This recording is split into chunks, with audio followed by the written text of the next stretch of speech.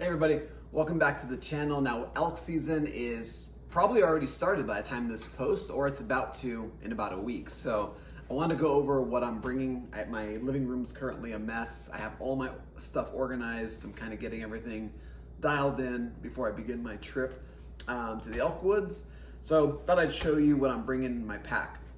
Now to preface, the style of elk hunting that I'm doing on this particular trip is a lot of day hunting. So I'm gonna be truck camping. I'm gonna set up camp near my truck. Most of my gear is gonna stay there. So my sleeping system, my tent, my sleeping bag, all that kind of stuff is gonna be back at camp.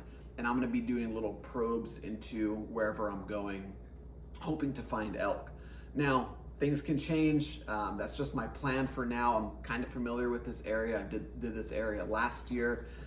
So if things change, I do have a backup plan, which I'll show you, or a backup pack that I'll be using. But this particular pack that I'll start with is for those style of hunts where I'm doing day trips, day probes into different areas to check them out and then get back to camp after dark. So the pack that I'm bringing is the Stone Glacier Approach 2800. I spoke about this pack in a previous post, did kind of an in-depth review on it in a previous video, which I'll link.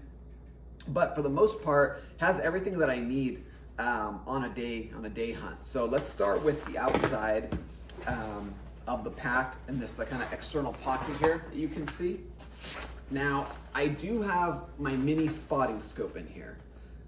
I don't know if I'll be bringing this with me on these day probes. It's kind of thick where I'm going. It's gonna be a game time decision.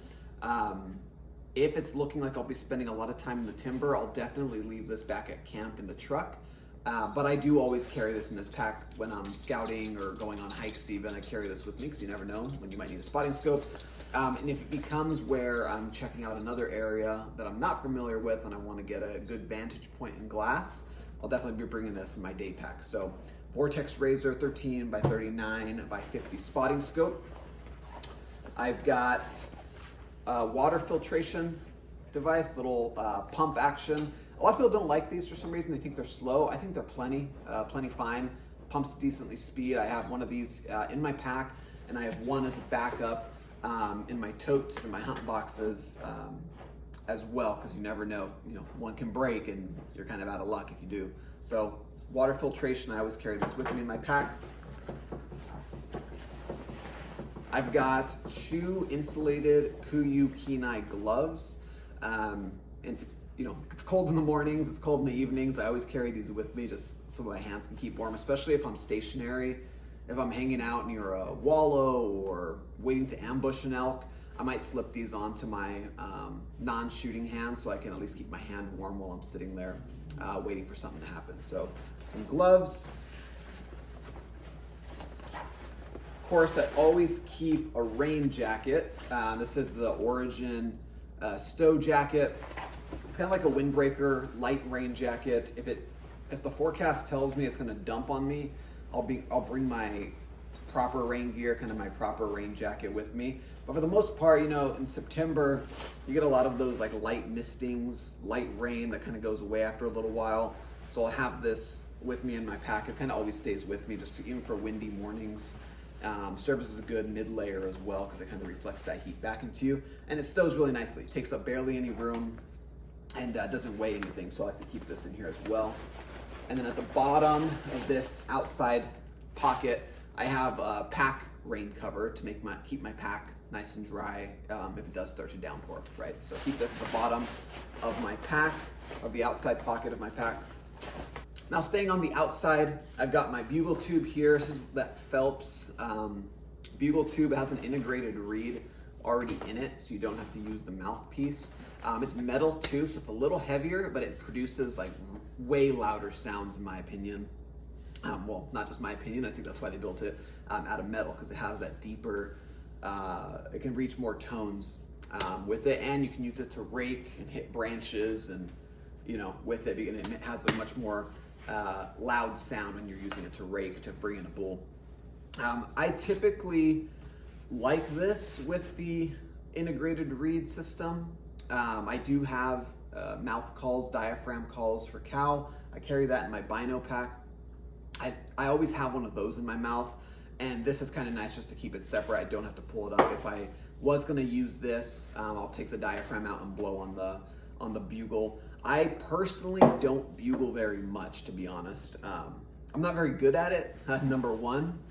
But number two, I'm hunting solo, and I don't know if I really want to broadcast to other bulls or even other people where I am, because if they come into me, you know, their hearing is like sonar, they'll come straight to me and they'll be head on. Usually when you're calling a lot, you have someone calling with you, or you have another hunter, because the bull is going to come straight to where you called, and so, typically the shooter will set up different, kind of like perpendicular to where the caller is, so they can come in. So I personally probably won't be doing much calling. I will have this with me just in case for locator bugles, just to see where the parties are happening, that kind of thing. Also on the outside, again, this is going to depend on the situation. As of right now, I don't think I'll be bringing my tripod with me, because I think I'm hunting a lot of dark timber on this trip. Again, things can change if I change locations and I'm going to a different spot and I want to take this with me. Easy, I'll strap it to the outside. It's going to be the Seru V5, what is this one? Seru T024SK with the V5 head. This will be on the outside of my pack if I do venture off into other locations where there's more glassing to be had. Now, going to the inside of the pack, let's see what we've got here. Again, in the review video of this pack in particular, I give you all the benefits of this pack. It has a lot of internal pockets, 2 big ones, which is really nice. I have a water bladder in here. A lot of, some people don't like water bladders. I personally have never had a problem with them. I do carry a backup water bottle just in case, like an Nalgene, like 32-ounce Nalgene, and I usually carry both with me.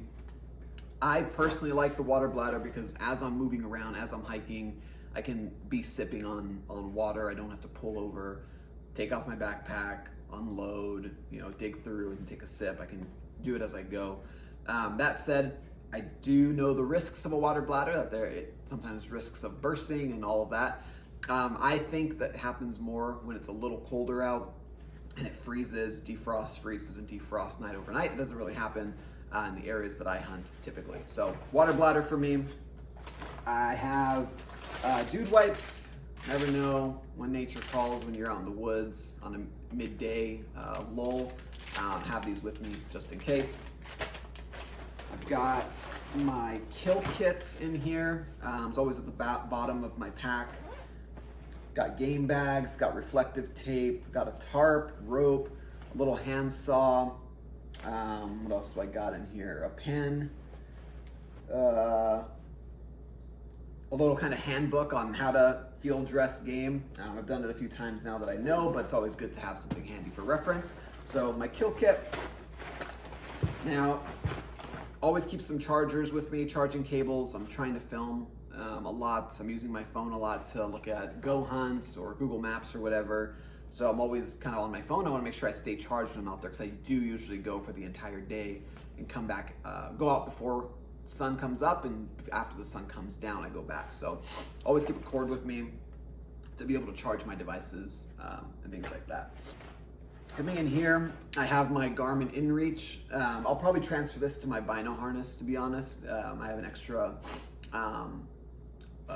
pouch on my bino harness that I'll probably put this in just to get messages a little easier, not have to dig in my backpack if I need this. So Garmin InReach. I have these power banks. This is an Anchor. They're relatively cheap. I get them off Amazon. They're like $15 to $20, I think, each. I have 4 of them for the 10 days that I'm out there. I don't typically go through all of it, but it's better to be safe than sorry, and I always carry extras of these just in case. I keep most of them at the truck, and I bring one with me when I'm going out for the day or whatever. It has like 4 little dots on it. When you click it, you can see what the charge is. All 4 light up. That means it's fully charged. Each little dot gets you almost a full charge on your phone, on an iPhone. So, for example, this might get me 3 or 4 iPhone charges full. So this is really great. Love these. They're cheap and they get the job done. So Anchor, power banks. Got a Peaks headlamp, Peaks Duo headlamp. Love this one. This is definitely the best headlamp I've ever come across. I've used some other ones kind of from like non-hunting brands like Petzl, Black Diamond, that kind of thing. They're just not as bright and the price points are usually higher if you do want to get into brighter ones, but even for the higher price point ones, they're not as bright as this.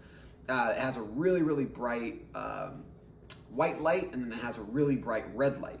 So for hiking in, hiking out in the dark, this is great. Always keep this in my pack with me. I keep one knife outside of my kill kits. I have one in the kill kit and then one outside of it. This one is kind of one with my branding on it, so I'll keep this one at the top of my pack as well. And then down here in this last pouch, keep some food stuff like some snacks. Spoon, always need a spoon.